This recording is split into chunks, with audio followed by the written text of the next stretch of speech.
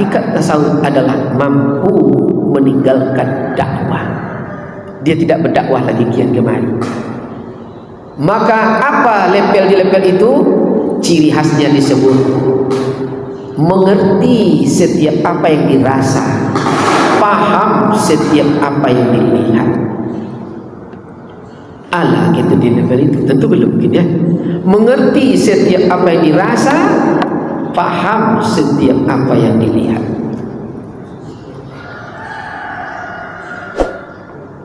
Itu mudah mengucapkan, betul? Tapi belum tentu kita mengerti setiap yang dirasa, belum tentu paham setiap yang dilihat. Kalaulah sampai di level ini, maka tidak ada yang keluar di mulutnya man ra'a kecuali kalimat subhanallah, masya Allah, alhamdulillah, astagfirullah, Allahu Akbar. Kena paham setiap apa yang dilihat, mengerti setiap yang dirasa. Dibuat contoh zahir. Ibarat ada lewat di depan kita, ni paham setiap yang dilihat. Suaminya tinggi, Pak, putih, gagah. Macam Pak siapa ni kita ya, gagah seperti besi. Istrinya hitam, pendek leleh, hidung pesek leleh. Ya Allah, jalan cuma pemain bola kaki aja. Tapi kalau paham setiap yang dilihat, apa diucap di mulutnya? Subhanallah, sungguh sempurna Engkau ya Allah. Betul tak? Tidak astagfirullah dibaca. Subhanallah. Kenapa subhanallah maha suci Engkau ya Allah? Sungguh adil Engkau ya Allah. Istrinya hitam pendek, Kau beri suami yang putih tinggi supaya turunannya sempurna ya Allah. Betul? Tapi kalau tidak paham setiap dilihat, apa keluar? Ayo tidak paham. Tuh Pakcik kau ya Allah. Awak gagah. Kalau bahasa Bangkinang, Pak, mengokeh yang di belakang rumah, ancak bini dapat daripada itu. Betul? Tuh. Kalau tidak paham setiap yang dilihat. Nampak? Lahir akhlak mulia, lahir nilai. Tapi kalau tidak sampai wujud hakikat itu, nilai tidak bernilai, tidak lahir. Maka disebut balhum kal adal, kamu lebih menjijikkan, lebih hina dari binatang.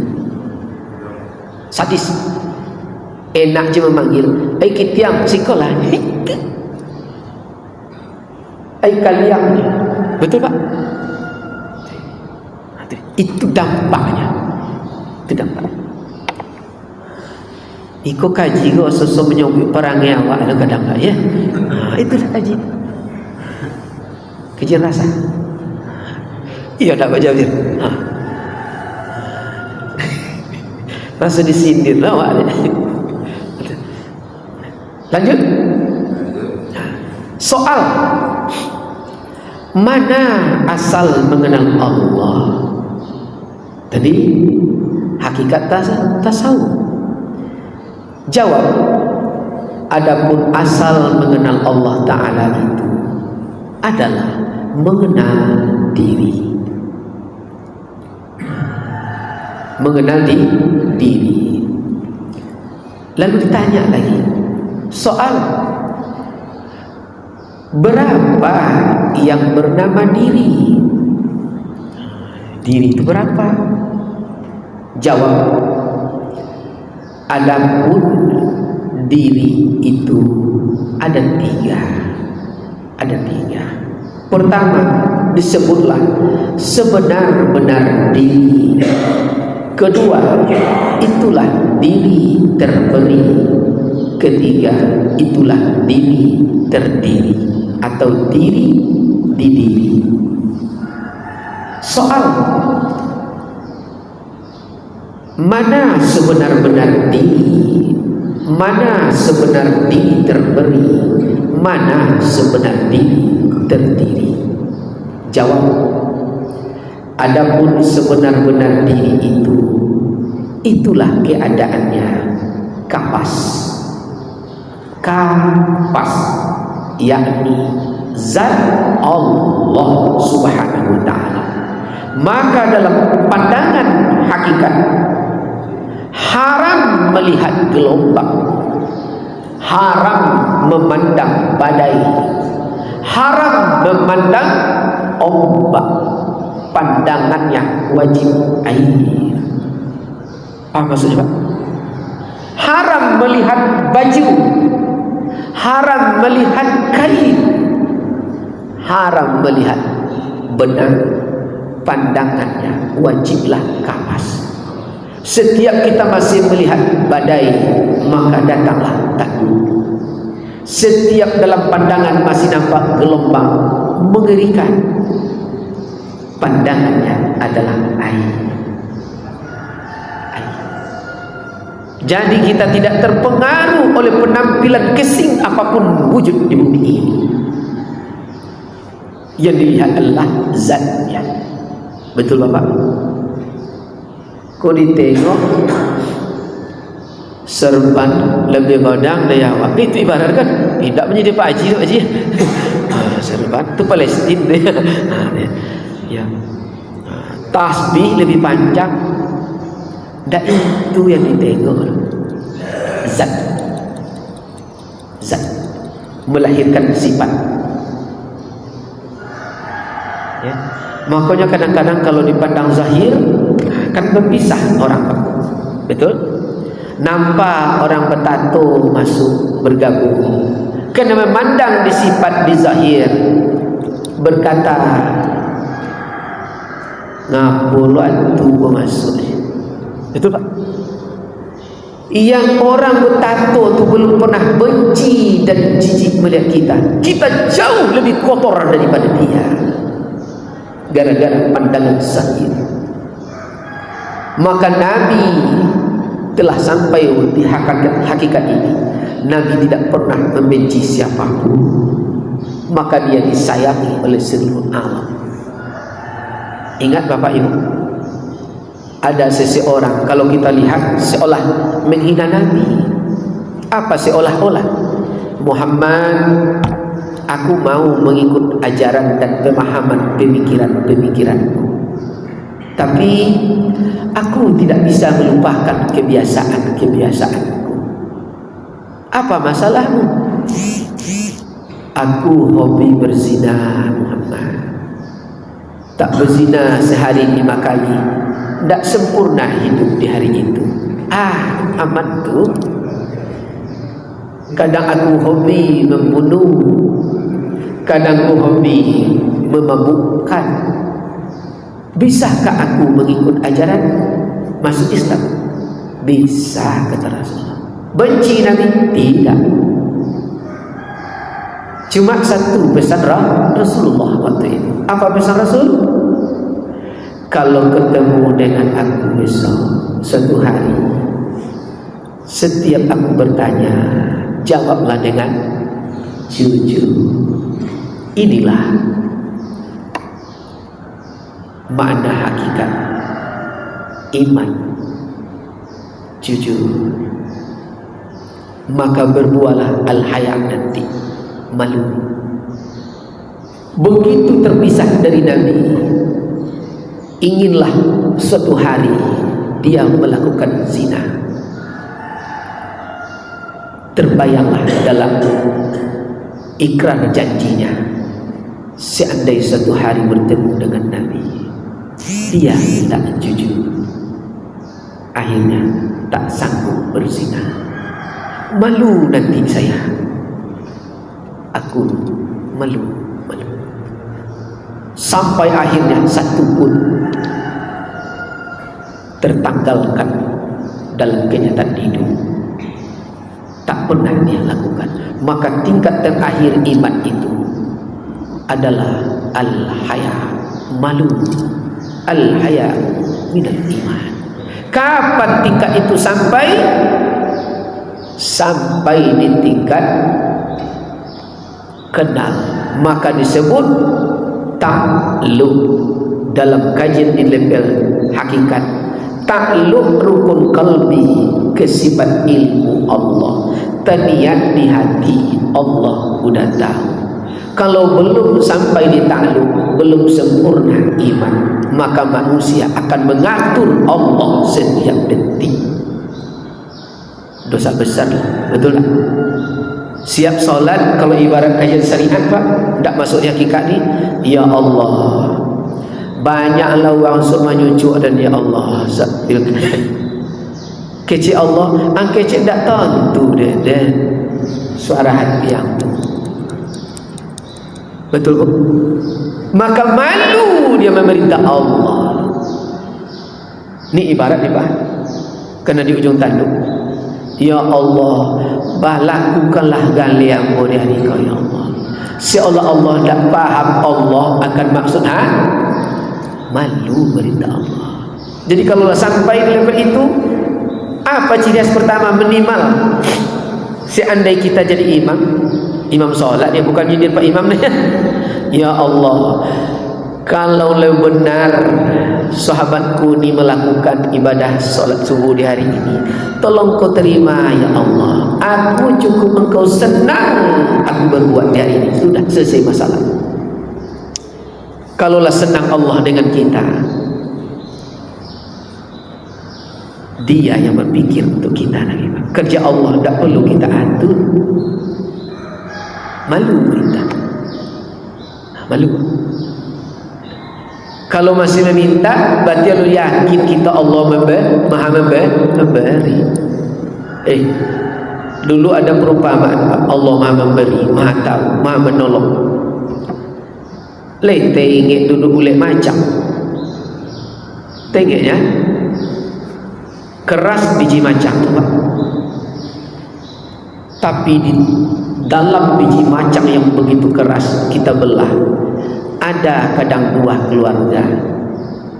Indak PNS dia tu Pak, indak serjana itu, berani beranak pinak, dijamin oleh Allah rezekinya, kerana Allah maha tahu, maha sayang, maha mencintai. Aman dia hidup, berkesejahteraan, berkeadilan, betul? Aku serjana berbini takwi, tanda iman belum sempurna pada Allah Subhanahu Wa Taala. Lama pun yang dia copek tu kan? Gimana mau boleh? Ya boleh. Lalu jangan ya. Itu diri, sebenarnya diri.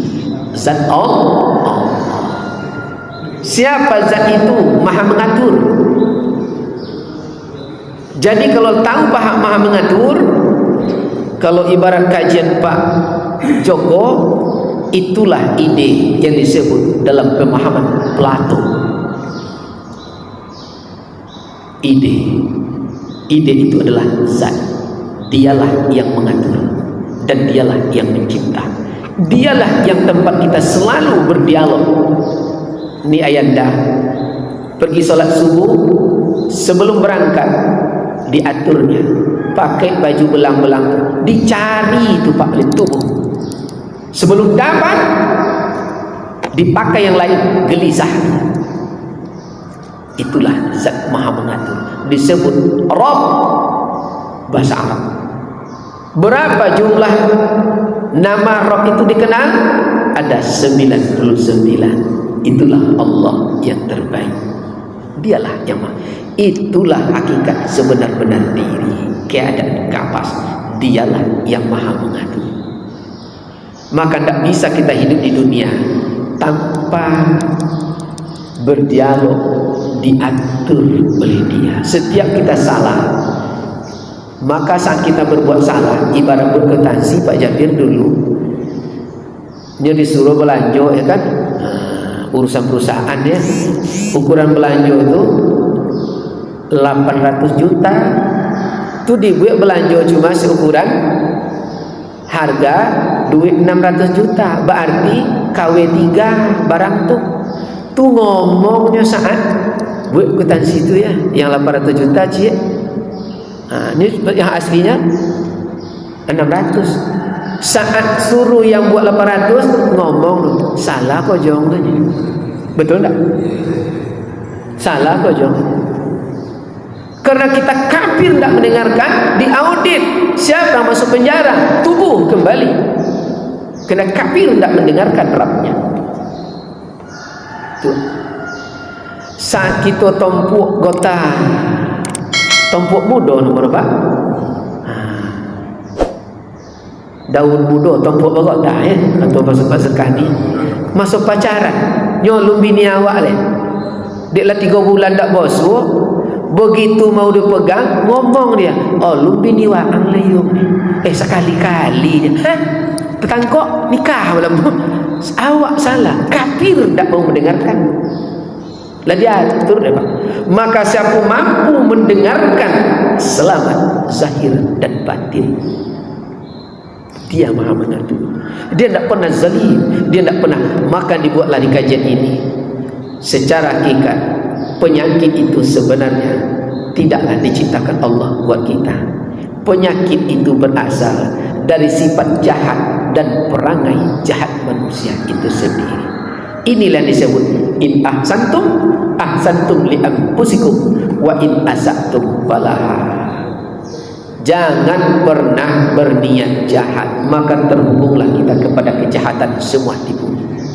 Berniatlah yang baik, maka orang berniat jahat tidaklah sampai kepada kita. Itulah pagar diri sesungguhnya. Tak perlu dibaca macam-macam ya. Kau dia awak memantra supaya tak binasa, turun ke tanah. Hai antam langit, antam buah si pau-pau, minta ampun di bumi di langit, ampun tak dapat sansara berkat kalimat la. Tak perlu dibaca itu lagi. Cukup niat baik, terhubunglah kepada kebaikan untuk mendekatkan paham, menghampirkan paham kepada Allah. Allah maha suci daripada tasbih dan perumpamaan. Diri sebenarnya diri. Ada kita yang ragu. Kalau laju lanjut kan ini jadi masalah. Apa Pak Haji? Silakan Pak Haji. Pakai mic Pak Haji. Pakai mic lah tak? Ya, ya. Boleh rapik sama-sama. Ya. Ya. Kau sambil minum. Iya, iya. Waalaikumsalam warahmatullahi wabarakatuh.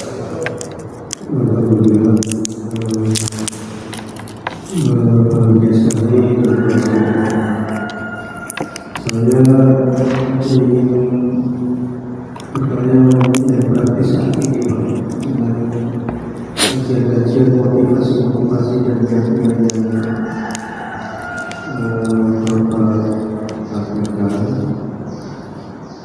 saya ingin membangun pertimbangan dan nasihatnya bagaimana saya bisa memilih pasangan capres-cawapres yang akan datang sehingga pilihan saya ini diridhoi oleh Allah dan bisa bernilai ibadah. Karena kalau tidak tepat motivasi kita kan justru bisa menjadikan kita menjadi berdosa. Tentunya kajian yang disampaikan ini saya yakin bisa memberikan pertimbangan yang baik, yang hakiki, yang bisa membuat kita bahwa memilih ibadah. Kira-kira siapa pasangan yang tepat, yang sehingga yang saya itu berarti Allah berikut. Itu Pak. Siap. Terima kasih Pak. Waalaikumsalam. Ini masalah cawe-cawe ya.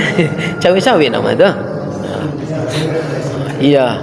Bukan kena pengaruh debat tadi malam, bukan ya. Nah, Persoalannya bagaimana saat memilih calon presiden dan calon wakil presiden besok agar kita tidak dimurkai Allah. Kan itu tadi ya, kata kunci ya Pak Haji ya. Zahiran batinan, awalu wal akhir. Semua itu adalah cinta Allah, maka kembalikan kepada Allah. Di mana tadi Allah Maha mengatur, disebut zat, sebenar-benar diri, keadaan kapas. Bagaimana? Dengarkan suara hati, ciri khasnya kul huwallahu ahad, suara hati yang pertama. Haram mendengarkan pemikiran-pemikiran orang lain. Ini yang dibilang haram melihat gelombang, haram memandang badai. Bukan cerita siapapun. Dengarkan suara hati. Bagaimana untuk masuk menyelangi suara hati, untuk mendengarkan password tersebut? Jangan ada terputus aksesori asap, saraf. Maka nanti ada namanya darah, daging, urat, akal, dan tulang. Lalu kalau begitu tahan nafas dengan penuh konsentrasi, bisa dirasakan mana nafas keluar lewat hidung kiri, kanan, berarti udah mulai halus rasa, udah mulai latih. Allah tuh mah halus dari itu lagi. Tahan, ucap asyhadu an la ilaha illallah. Boleh dilepaskan kalau masih sanggup. Allahumma salli ala Muhammad. Lepas sampai habis. Allah. Apa bisikan hati saat itu? Nomor satu, tusuk langsung. Apapun cerita, tusuk aja. Nomor dua, tusuk aja langsung. Nomor tiga, itulah dalam keridhaan Allah. Bukan kena iming-iming, bukan kena janji-janji, bukan kena pemikiran-pemikiran haram melihat. Itu disebut haram melihat kain, haram melihat benang, haram melihat pakaian, pandangannya kapas, maka dia tembus. Kalau salah, Allah yang buat untuk mengukur keimanan kita nanti. Kalau dia benar, Allah yang membuat, menunjukkan inilah keadilannya. Maka kita dalam ridha Allah. Sebenarnya bukan sekedar itu Pak, dalam segala aspek, ala kulli hal, pasti kita selamat. Allah Maha tahu, Maha latif, jauh lebih halus dari nafas hidung kiri dan kanan. Nah, kita kan kadang tidak ada Pak, kena embel-embel. Banyak orang mengatakan begini, ikut itu, berarti tidak punya Rabb, tidak mendengarkan yang Maha mengatur. Rabbah, zat, tidak dengar. Maka hidup laksana bola, terombang-ambing. Ya, datang yang sana bawa sembako, layo ulo ke situ. Datang di sini memang tak bawa sembako, tapi rekening ditanyanya masuk 5 juta. Osoyo ulo ya 5 juta. Pak, terombang-ambing. Tapi kalau sampai di level ini, dia tidak terhargai oleh materi yang sahih. Jadi kalau masih ada kita mengukur zahir, berarti binasa lah gitu. Maka disebut lah sampai keyakinan sempurna, disebut dalam kajian tauhid namanya i'tiqad. keyakinan yang pol, tidak bercabang. Kalau tidak sampai di level itu, onggok mengecet, tidak. Geleng berarti iya. Nomor berapa? Maka ada filosofis milenium, Pak. Duitnya aku ambil 2, nasinya aku makan 3, tusuknya ada 1. Ada, Pak, munafik. Maka disebut kok dodak, katakan dodak, jenaju tetapi topi, tauhid makrifat. Basa-basi adalah munafik, kafir dalam kajian hakikat. Maka filosofis kita kan mengajarkan yang salah. Harimau di dalam, nak ketat kambing di luar, munafik, kafir, tidak sesuai. Makrifat itu tajalli, tajalli itu transparan, itulah ilmiah. Maka kajian tarik makrifat itu kajian ilmiah.